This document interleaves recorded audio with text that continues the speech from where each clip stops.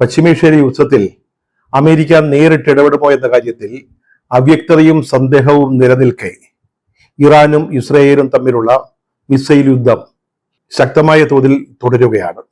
വ്യാഴാഴ്ച ഇറാന്റെ മർക്കാസി പ്രവിശ്യയിലുള്ള അരാഖ് എന്ന് പറയുന്ന സ്ഥലത്തുള്ള ഒരു ന്യൂക്ലിയർ റിയാക്ടർ അല്ലെങ്കിൽ ആണവ ആയുധ നിർമ്മാണ കേന്ദ്രം ഇസ്രയേൽ ബോംബിട്ട് തകർത്തു. അതുപോലെ തന്നെ 60 പോർവിമാനങ്ങൾ ഇറാനിലെ 20 കേന്ദ്രങ്ങളിൽ നടത്തിയ കൃത്യതയാർന്ന ആക്രമണത്തിൽ വലിയ നാശനഷ്ടങ്ങൾ ഉണ്ടാക്കാൻ ഇസ്രായേൽ സേനയ്ക്ക് കഴിഞ്ഞു എന്നാണ് ഏറ്റവും അവസാനത്തെ റിപ്പോർട്ടുകൾ സൂചിപ്പിക്കുന്നത്. അവരുടെ ആണവ കേന്ദ്രങ്ങൾ, സെൻട്രിഫ്യൂജ് സെന്ററുകൾ, അതുപോലെ മിസൈൽ സൂക്ഷിക്കുന്ന ഒരു കേന്ദ്രം മുതലായ സ്ഥലങ്ങളിലാണ് ഇസ്രായേലിന്റെ മിസൈൽ ആക്രമണം നടന്നത്. ഇതിന് ശക്തമായ തോതിൽ തന്നെ ഇറാനും തിരിച്ചടി നൽകി. അവര് മധ്യ ദക്ഷിണ ഇസ്രായേലിലെ 4ഓളം കേന്ദ്രങ്ങളിൽ കാര്യമായ ആക്രമണം നടത്തിയെന്നാണ് റിപ്പോർട്ടുകൾ സൂചിപ്പിക്കുന്നത്. ഇതിനിടെ ഇസ്രായേൽ സൈന്യം അവരുടെ രഹസ്യാന്വേഷണ വിഭാഗം ഇറാന്റെ പരമോന്നത നേതാവായ അയത്തുള്ള ഖമനി താമസിക്കുന്ന ബങ്കറിന്റെ ലൊക്കേഷൻ മനസ്സിലാക്കിയെന്നും അവിടേക്ക് അദ്ദേഹത്തെ വധിക്കുന്നതിനുള്ള ഒരു നീക്കം നടത്തിയെന്നും സ്ഥിരീകരിക്കാത്ത റിപ്പോർട്ടുണ്ട്. ഈ വാർത്തകൾ ഇറാൻ അധികൃതര് അതിശക്തമായിട്ട് നിഷേധിച്ചിട്ടുമുണ്ട്. പശ്ചിമേഷ്യയിലെ യുദ്ധത്തിൽ അല്ലെങ്കിൽ ഇറാനും ഇസ്രായേലും തമ്മിലുള്ള സംഘർഷത്തിൽ നേരിട്ട് ഇടപെടാൻ അമേരിക്ക തീരുമാനിക്കുകയാണെങ്കിൽ അത് എങ്ങനെ, ഏതു തരത്തിൽ, എവിടെയായിരിക്കണമെന്ന കാര്യത്തിൽ അമേരിക്ക ഒരു തീരുമാനത്തിൽ എത്തിയിട്ടുണ്ട് എന്നാണ് വിദേശ മാധ്യമങ്ങൾ ഇപ്പോൾ റിപ്പോർട്ട് ചെയ്യുന്നത്. കഴിഞ്ഞ ദിവസം വൈറ്റ് ഹൗസിലെ സിറ്റുവേഷൻ റൂമിൽ അവിടെയാണ് നിർണായക തന്ത്രപ്രധാനമായ യോഗങ്ങൾ, തീരുമാനങ്ങൾ ഉണ്ടാകുന്ന യോഗങ്ങളൊക്കെ നടക്കുന്നത്. അവിടെ വീണ്ടും ട്രംപ് ഭരണകൂടത്തിലെ ഉന്നതന്മാരുടെയും സുരക്ഷാ വിദഗ്ധരുടെയും യോഗം ചേരുകയും ഇക്കാര്യത്തിൽ ചില തീരുമാനങ്ങൾ എടുക്കുകയും ചെയ്തുവെന്ന് റിപ്പോർട്ടുകളുണ്ട്.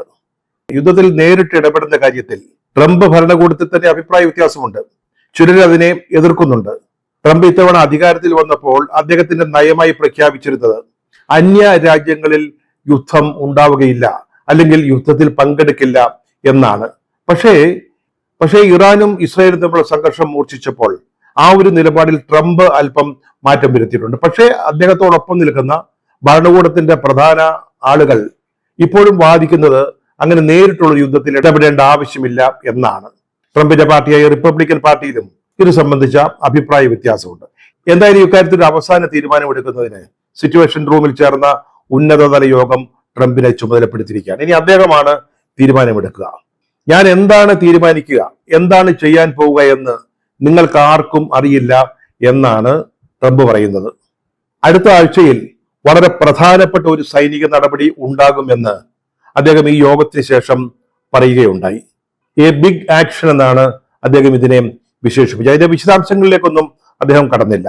യുദ്ധത്തിൽ നേരിട്ട് പങ്കാളിയാവണോ വേണ്ടയോ എന്ന കാര്യത്തിൽ തീരുമാനമായില്ല. ചിലപ്പോൾ പങ്കാളിയാവാം, ചിലപ്പോൾ ഒഴിഞ്ഞു നിൽക്കാം എന്നൊരു ഒഴുക്കൻ മട്ടിലുള്ള മറുപടിയാണ് ട്രംപ് ചോദ്യങ്ങൾക്ക് നൽകിയതെങ്കിലും ഒരു ബിഗ് ആക്ഷൻ വരാൻ പോകുന്നു, അത് അടുത്ത ആഴ്ച സംഭവിക്കും എന്ന് അദ്ദേഹം സൂചിപ്പിക്കുന്നുണ്ട്. എന്താണ് ഈ ബിഗ് ആക്ഷൻ, വലിയ നടപടി എന്ന് അദ്ദേഹം വിശദീകരിച്ചിട്ടില്ല. ഇക്കാര്യത്തിൽ എന്റെ ക്ഷമ നശിച്ചു കഴിഞ്ഞു എന്നും ട്രംപ് കൂട്ടിച്ചേർക്കുന്നുണ്ട്.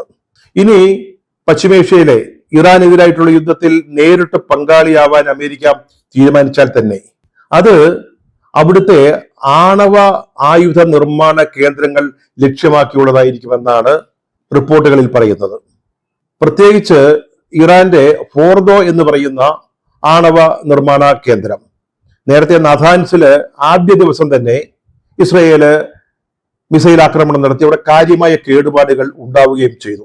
അവിടെ ഇപ്പോൾ ഉൽപാദനം അല്ലെങ്കിൽ അവിടുത്തെ പ്രവർത്തനം നിർത്തിവെച്ചിരിക്കുകയാണെന്നാണ് മനസ്സിലാക്കുന്നത്. അന്താരാഷ്ട്ര ആണവോർജ ഏജൻസി അവിടെ ഉണ്ടായ നാശനഷ്ടങ്ങളെ കുറിച്ച് സ്ഥിരീകരിച്ചിട്ടുമുണ്ട്. ഇനി അമേരിക്കയുടെ അല്ലെങ്കിൽ ഇസ്രയേലിന്റെ ലക്ഷ്യം എന്ന് പറയുന്നത് ഫോർദോ ആയിരിക്കും. ഇവിടെയാണ് ഇറാന്റെ ആണവായുധ പരീക്ഷണങ്ങൾ ഏറ്റവും കൂടുതൽ പുരോഗമിച്ചിരിക്കുന്നത് എന്നാണ് മനസ്സിലാക്കാൻ കഴിയുന്നത്. ഏതാണ്ട് 83% വരെ യുറേനിയത്തിന്റെ സമ്പുഷ്ടീകരണം ഇവിടെ നടന്നിട്ടുണ്ട്. 90%-ലെത്തിയാൽ ഇറാന് ചുരുങ്ങിയ സമയം കൊണ്ട് ആണവ ബോംബുകൾ ഉണ്ടാക്കാൻ സാധിക്കും. അതുകൊണ്ട് ഈ ഫോർദോ തകർക്കുക അല്ലെങ്കിൽ ഫോർദോയിലെ അവരുടെ ആണവ പരിപാടികൾ നിർത്തിവെപ്പിക്കുക, അതായിരിക്കും അമേരിക്കയും അതുപോലെ തന്നെ ഇസ്രയേലും ഇനി ലക്ഷ്യമിടുക. പക്ഷെ ഇവിടെ അത്ര എളുപ്പമല്ല ആക്രമണം. ഇത് വലിയ വിസ്താരമേറിയ ഒരു പർവ്വത പ്രദേശമാണ്. ഇവിടെ പർവ്വതത്തിലെ പാറകൾ തുരന്ന് ഏതാണ്ട് 80 മീറ്റർ ആഴത്തിലുള്ള അല്ലെങ്കിൽ സമനിരപ്പിൽ നിന്ന് 80 മീറ്റർ താഴെയുള്ള ബങ്കറുകളിൽ വളരെ സുരക്ഷിതമായിട്ടാണ് ഇവരുടെ ആണവ പരീക്ഷണ പരിപാടികൾ നടക്കുന്നതെന്നാണ് റിപ്പോർട്ട് ചെയ്യുന്നത്. അതുകൊണ്ട് അത്ര എളുപ്പമല്ല ഈ ഇസ്രായേലിന് അവരുടെ കൈവശമുള്ള ആയുധങ്ങൾ ഉപയോഗിച്ച് ഫോർദോയിലെ ആണവ നിർമ്മാണ കേന്ദ്രത്തെ ലക്ഷ്യമിടുന്നത്. അതുകൊണ്ട് തന്നെ അതിന് കഴിവുള്ള ആയുധങ്ങൾക്ക് വേണ്ടി അവര് അമേരിക്കയോട് ആവശ്യപ്പെട്ടിരിക്കുകയാണ്. GBU-57 എന്നിവയിൽ അറിയപ്പെടുന്ന ബങ്കർ ബസ്റ്റർ ബോംബുകൾക്ക് മാത്രമേ ഈ പാറ തുരന്നുണ്ടാക്കിയ ബങ്കറുകളോളം ചെന്ന് അവരുടെ പരീക്ഷണത്തെ അല്ലെങ്കിൽ അവരുടെ ആണവായുധ നിർമ്മാണ പ്രക്രിയ തടസ്സപ്പെടുത്തുവാൻ സാധിക്കും. ഇത്തരത്തിലുള്ള ബോംബുകൾ ഇപ്പോൾ അമേരിക്കയിൽ മാത്രമാണ്, അല്ലെങ്കിൽ അവരുടെ പക്കൽ മാത്രമാണ് ഉള്ളത്. 13,607 കിലോഗ്രാം ഭാരമുള്ളതാണ് ഈ GBU-57 എന്ന പേരിൽ അറിയപ്പെടുന്ന ബോംബുകൾ. 63 മീറ്റർ ആഴത്തിൽ വരെ ഈ ബോംബിന് പാറ തുരന്ന് കടന്നു ചെല്ലാൻ സാധിക്കും. അത്രയും എത്തിയാൽ തന്നെ ആ ആയുധം പ്രയോഗിക്കുന്നവർക്ക് അതിന്റെ താഴെയുള്ള ആണവ കേന്ദ്രങ്ങളെ ടാർഗറ്റ് ചെയ്യാൻ പറ്റും. അങ്ങനെയാണ് കണക്കാക്കപ്പെടുന്നത്. ഇത് വഹിക്കുന്നതിന് B-2 സ്റ്റെൽത്ത് ബോംബറുകൾ അത്യാവശ്യമാണ്. അതും ഇസ്രായേലിന്റെ കൈവശമില്ല. ഇത് രണ്ടുമുള്ളത് അമേരിക്കയ്ക്ക് മാത്രമാണ്. പക്ഷെ ഇതിനകം തന്നെ 3 B-2 സ്റ്റെൽത്ത് ബോംബറുകൾ പശ്ചിമേഷ്യയിലേക്ക് അമേരിക്ക അയച്ചിട്ടുണ്ട്. 18,000 കിലോഗ്രാം ഭാരം വരെ വഹിക്കാൻ ഈ വിമാനങ്ങൾക്ക് സാധിക്കും. ഒറ്റയടിക്ക് 11,000 കിലോമീറ്റർ ഒരു തവണ ഇന്ധനം നിറച്ചാൽ 11,000 കിലോമീറ്റർ പറക്കാനും ഈ വിമാനങ്ങൾക്ക് കഴിവുണ്ട്. അപ്പൊ ഈ വിമാനങ്ങളെ പശ്ചിമേഷ്യയിലേക്ക് അയച്ചു കഴിഞ്ഞു. പക്ഷേ അതിലുപയോഗിക്കേണ്ട ബോംബുകൾ ഇതുവരെ ഇസ്രയേലിന് നൽകിയിട്ടില്ല, അല്ലെങ്കിൽ അവിടേക്ക് അമേരിക്ക അയച്ചിട്ടുമില്ല. ഇതില്ലാതെ ഈ ഫോർദോയിലെ ആണവ ഉൽപാദന കേന്ദ്രത്തെ ടാർഗറ്റ് ചെയ്യാൻ ആർക്കും സാധിക്കുകയുമില്ല.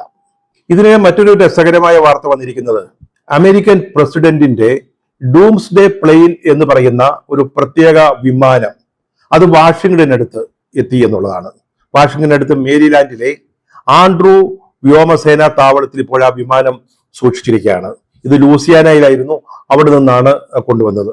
ഈ വിമാനത്തിന് ചില പ്രത്യേകതകളുണ്ട്. ബോയിങ്ങിന്റെ EB സീരീസിൽ പെട്ടതാണ്.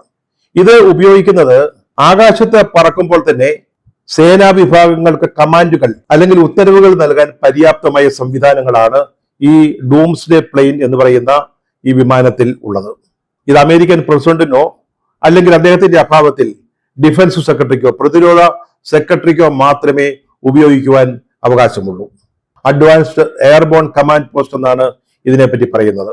ഒരാഴ്ച ആകാശത്ത് നിലയുറപ്പിക്കുന്നതിന് ഈ വിമാനത്തിന് സാധിക്കും. ഫ്ലൈയിങ് ബങ്കർ എന്ന് ഇതിനെപ്പറ്റി പറയാനുണ്ട്. ഇപ്പോൾ പശ്ചിമേഷ്യയിൽ സംഘർഷം രൂക്ഷമായി നിൽക്കെ ഈ വിമാനം, അതായത് ഡൂംസ്ഡേ പ്ലെയിൻ വാഷിംഗ്ടൺ അടുത്തേക്ക് കൊണ്ടുവന്നത് എന്തിനാണ് എന്ന ചോദ്യം വിദേശ മാധ്യമങ്ങൾ ഉയർത്തുന്നുണ്ട്. ഇത് ഉന്നതതലത്തിലുള്ള ഒരു സന്നാഹമൊരുക്കലിന്റെ ഭാഗമാണെന്ന് ചിന്തിക്കുന്നവരുമുണ്ട്. ട്രംപിന്റെ ഇക്കാര്യത്തിലെ തീരുമാനം എന്തായാലും അത് പൂർണ്ണ തോതിൽ നടപ്പാക്കുമെന്ന് അമേരിക്കൻ ഡിഫൻസ് സെക്രട്ടറി പീറ്റ് ഹെഗ്സത്ത് പ്രസ്താവിച്ചതും ഇവിടെ ശ്രദ്ധിക്കേണ്ട ഒരു കാര്യമാണ്. ഇതിനിടയ്ക്ക് ഇസ്രായേല് വലിയ തോതിൽ സമ്മർദ്ദം ചെലുത്തുന്നുണ്ട് അമേരിക്കയുടെ മേല്, അതായത് സൈനിക നടപടികളിൽ നേരിട്ട് ഇടപെടുന്നതിന്. ഇസ്രായേൽ പ്രധാനമന്ത്രി ബെഞ്ചമിൻ നെതന്യാഹു കഴിഞ്ഞ ദിവസം നടത്തിയ ഒരു ഉന്നതതല യോഗത്തിന് ശേഷം അവരുടെ ഭരണകൂടത്തിലെ പ്രമുഖരുടെയും സുരക്ഷാ ഉദ്യോഗസ്ഥന്മാരുടെ ഒരു യോഗം, അതിനുശേഷം അദ്ദേഹം പറഞ്ഞ ഒരു കാര്യം, ഇങ്ങനെ അമേരിക്ക കാഴ്ചക്കാരായിട്ട് നിന്നിട്ട് കാര്യമില്ല എന്നാണ്. ആക്റ്റീവായിട്ട് രംഗത്തിറങ്ങണം എന്ന് ആവശ്യപ്പെട്ടിരിക്കുകയാണ്. ഇറാന്റെ ആണവശേഷി തകർക്കുന്നതിന് ഇതുപോലെ പറ്റിയ ഒരു അവസരം ഇനിയും ലഭിക്കുകയില്ല. അതുകൊണ്ട് അമേരിക്ക ശക്തമായിട്ട് രംഗത്തിറങ്ങണമെന്ന് നെതന്യാഹു ആവശ്യപ്പെട്ട് കഴിഞ്ഞിരിക്കുക. ടെഹ്റാനിൽ നിന്ന് വലിയ തോതിൽ ആളുകൾ പലായനം ചെയ്യുന്നുവെന്നാണ് ഏറ്റവും അവസാനം ലഭിക്കുന്ന വാർത്തകൾ. അമേരിക്കയും ഇസ്രായേലും ടെഹ്റാനിലുള്ള ആളുകളോട് ഒഴിഞ്ഞു പോകാൻ ആവശ്യപ്പെട്ടിരുന്നു. ഇപ്പോൾ മറ്റ് നഗരങ്ങൾ, അടുത്ത നഗരങ്ങളിൽ, അതായത് ഇറാന്റെ ആണവായുധ കേന്ദ്രങ്ങളോ സൈനിക കേന്ദ്രങ്ങളോ ഒക്കെ സ്ഥിതി ചെയ്യുന്ന സ്ഥലങ്ങളിൽ നിന്ന് ഒഴിഞ്ഞു പോകാൻ ഇപ്പോൾ ഇസ്രായേൽ ആവശ്യപ്പെട്ടിരിക്കുകയാണ്. ഇതിനിടയ്ക്ക് അമേരിക്ക നൽകിയ അന്ത്യശാസ്ത്രം, അവർക്ക് ട്രംപ് നൽകിയ മുന്നറിയിപ്പ്, ഇതിനെയൊക്കെ ശക്തമായിട്ട് നിരാകരിച്ച ഇറാന്റെ പരമോന്നത നേതാവ് അയത്തുള്ള ഖമനയി യാതൊരു കാരണവശാലും അമേരിക്കയുടെയോ ഇസ്രായേലിന്റെ മുമ്പിൽ കീഴടങ്ങുകയില്ല എന്ന് വ്യക്തമാക്കിക്കൊണ്ട് രംഗത്ത് വന്നിട്ടുണ്ട്. അദ്ദേഹം ഇപ്പോൾ കഴിയുന്നത് ഒരു രഹസ്യ ബങ്കറിലാണ്, സുരക്ഷാ കാരണങ്ങളാലാണ്. അവിടെ തയ്യാറാക്കിയ ഒരു വീഡിയോയിൽ അദ്ദേഹം വളരെ കൃത്യമായിട്ട് പറയുന്നത്, ബലം പ്രയോഗിച്ചുള്ള സമാധാനമോ അല്ലെങ്കിൽ സമ്മർദ്ദതന്ത്രത്തിന്റെ ഫലമായിട്ട് എന്തെങ്കിലും സമാധാന ചർച്ചകളോ ഉണ്ടാവാൻ പോകുന്നില്ല. അതിൽ പങ്കെടുക്കുന്ന പ്രശ്നവുമില്ല എന്നാണ്. ഇറാന്റെ ചരിത്രം അറിയാവുന്ന ബുദ്ധിയുള്ള ഒരാള് ഇറാനെ തോൽപ്പിക്കാൻ സാധിക്കുമെന്ന് വിചാരിക്കുകയുമില്ല എന്ന് ഖമനേയി പറയുന്നുണ്ട്. അമേരിക്കയ്ക്കും ഇസ്രായേലിനുമെതിരെ അതിശക്തമായ ചെറുത്തുനിൽപ്പ് നടത്തുമെന്ന് ഖമനേയി അദ്ദേഹത്തിന്റെ ജനതയ്ക്ക് ഉറപ്പ് നൽകുന്നുമുണ്ട്. അതേപോലെ സമാധാന ചർച്ചകൾക്കായിട്ട് ഇറാൻ അമേരിക്കയെ സമീപിച്ചിരുന്നുവെന്ന് ട്രംപ് നേരത്തെ പറഞ്ഞിരുന്നു. അതും ഖമനേയി തള്ളിക്കളഞ്ഞിരിക്കുകയാണ്. അങ്ങനെ യാതൊരു ശ്രമങ്ങളും ഇറാന്റെ ഭാഗത്തു നിന്ന് ഉണ്ടായിട്ടില്ല. സമാധാന ശ്രമങ്ങൾക്കോ അല്ലെങ്കിൽ സന്ധി സംഭാഷണങ്ങൾക്കോ വേണ്ടി വൈറ്റ് ഹൗസിന്റെ മുറ്റത്ത് പോയി നിൽക്കാൻ ഞങ്ങളെ കിട്ടില്ല എന്ന് അർത്ഥശങ്കയ്ക്കിടയില്ലാത്ത വിധത്തിൽ ഖമനേയി വ്യക്തമാക്കിയിട്ടുണ്ട്. ടെഹ്റാന് സമീപമുള്ള ഏതോ സൈനിക ബങ്കറിൽ റെക്കോർഡ് ചെയ്ത ഈ സന്ദേശം പിന്നീട് ഇറാന്റെ ഔദ്യോഗിക ടെലിവിഷനിൽ സംപ്രേഷണം ചെയ്യുകയും ചെയ്തു. ഇതോടൊപ്പം ഖമനേയി മറ്റൊന്നുകൂടി ചെയ്തിട്ടുണ്ട്. ഗൾഫിലെ പല രാജ്യങ്ങളിലും അമേരിക്കയുടെ സൈനിക താവളങ്ങളുണ്ട്. UAE, Kuwait, Syria, Qatar, Oman മുതലായ രാജ്യങ്ങളിലൊക്കെ അമേരിക്കയുടെ സൈനിക താവളങ്ങൾ പ്രവർത്തിക്കുന്നുണ്ട്. ഇവിടെ എല്ലാം കൂടി 45,000-നും 50,000-നും ഇടയ്ക്ക് അമേരിക്കൻ സൈനികർ ഉണ്ടെന്നാണ് കണക്കാക്കുന്നത്. ആവശ്യമായ യുദ്ധോപകരണങ്ങള്, കപ്പലുകള്, യുദ്ധവിമാനങ്ങൾ ഇതെല്ലാം ഈ കേന്ദ്രങ്ങളിൽ എപ്പോഴും തയ്യാറാണ്.